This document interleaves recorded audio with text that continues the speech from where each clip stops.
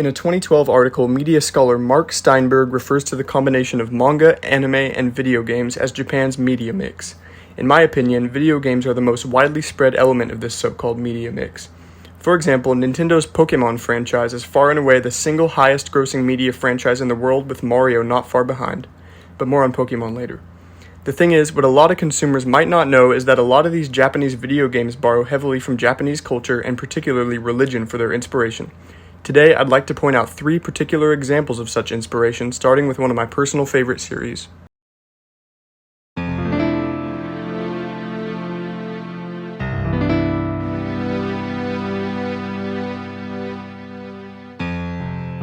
There's so much religious symbolism in The Legend of Zelda that I could have easily made this entire video all about it, but for the sake of variety, I'd like to focus on 2 particular elements: the similarities between the Shinto creation myth and the creation myth of Hyrule, the fictional land where the series takes place, and the similarities between the imperial regalia of Japan and the Triforce, one of the most titular concepts in the series.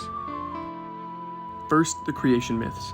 According to Donald L. Filippi's translation of the Kojiki, at the time of the beginning of heaven and earth, there came into existence in Takamagahara a deity named Ame no Minakanushi, next Takami Musubi, next Kami Musubi.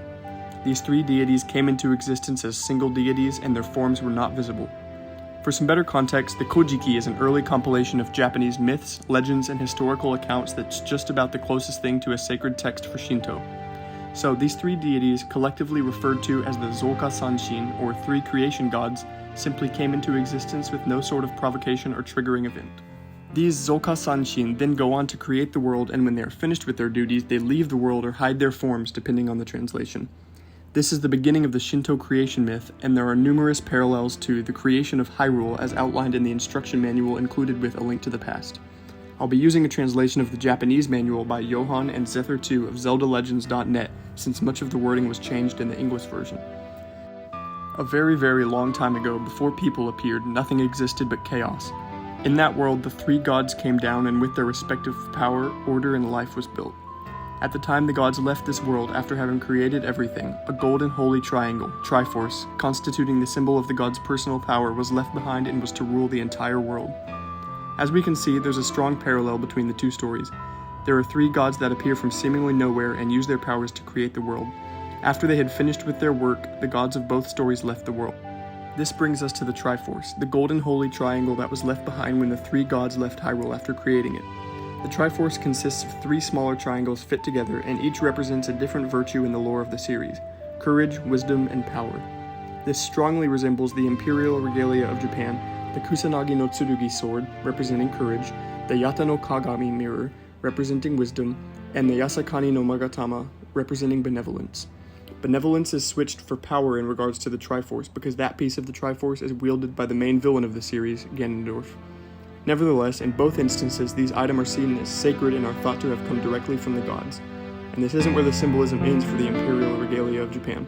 Also in A Link to the Past, you collect the Master Sword, Magic Mirror, and the Moon Pearl. Sound familiar? Again, this is only a sliver of the religious symbolism pervading the Zelda games. Other games in the series even borrow from religions originating from outside of Japan. But for now, let's move on to another series. The final example I want to bring up is from a much lesser known series, at least stateside. The Mother series has enjoyed a lot of popularity in Japan, but it never really caught on in the West. Only 1, and very recently 2 games have been released outside of Japan, so that might have something to do with it. But if you've ever played Super Smash Bros., you probably know some of the characters. There's a character in the second Mother game named Pooh, who comes from an ambiguously eastern country called Dalam. Dalam is based on India, and Pooh is the prince. During Pooh's introduction to the story, he is called upon by one of his retainers, telling him that it's time for him to undertake his final trial. He's told that he must go to the place of emptiness and endure his final test. In Japanese, this place is referred to as Mu no Basho. This word mu is an essential concept in Zen Buddhism, basically meaning not or nothing, so it would be better translated as place of nothingness. The word mu also plays a large part in the Heart Sutra, one of the most important sutras in Zen Buddhism. In particular, there are a few lines where mu plays an important role. Using the translation from the Triratna Buddhist community, so in emptiness, no form, no feeling, thought, or choice, nor is there consciousness. No eye, ear, nose, tongue, body, mind. No color, sound, smell, taste, touch, or what the mind takes hold of, nor even active sensing. These lines become even more crucial for our purposes when we look at Pooh's final trial. During his meditation, he encounters in his mind a sort of spirit who threatens him with taking away various parts of his body. The demon says, "To complete your trial, I am going to break your legs. You will lose the use of them. Do you accept this? So, Prince Pooh, you cannot walk, as your legs are broken. Next, I will tear your arms off. I shall then take your arms and feed them to the crows. The taking of your arms. Do you accept this? Ah, Prince Pooh, without legs and arms you can only lie there. Now I'll cut your ears off. You do not mind my taking your hearing away, do you? Do you accept this? So, Prince Pooh, no legs, arms, and no sound. By words floating through the air, I must ask you, do you care if I take your eyes? Do you want to live in eternal darkness? I shall steal your sight. Do you accept this? So, Prince Pooh, now I can only communicate directly with your mind. Your mind is all you have left. In the end, I will take your mind, though you probably don't want to allow that, do you?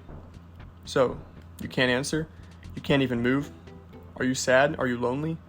If you lose your mind, you will also lose any feelings of sadness. Do you accept this? I will take your mind, Prince Pooh. Know that I will possess it." This section bears a strong similarity to the passage from the Heart Sutra. The spirit is describing to Pooh what will happen to him if he finishes his training, most important being a sort of loss of senses. The Heart Sutra takes a positive angle on it, portraying it as an important step of ridding oneself of suffering. However, the spirit spins it in a negative way, threatening to take Pooh's senses forcibly, even painfully. For this reason, we can also connect the spirit to Mara, particularly Devaputra Mara. Devaputra Mara is a demon of the sensuous realm who tried to tempt the original Buddha with earthly desires as he was nearing enlightenment. So, these are all just scratching the surface of how Japanese religion pervades video games and more broadly pop culture. If you play Japanese video games or really interact with any media from Japan, take a minute to look more closely at it and you might be surprised at the connections you can make. Thank you everybody for watching my video and I hope you all found it interesting.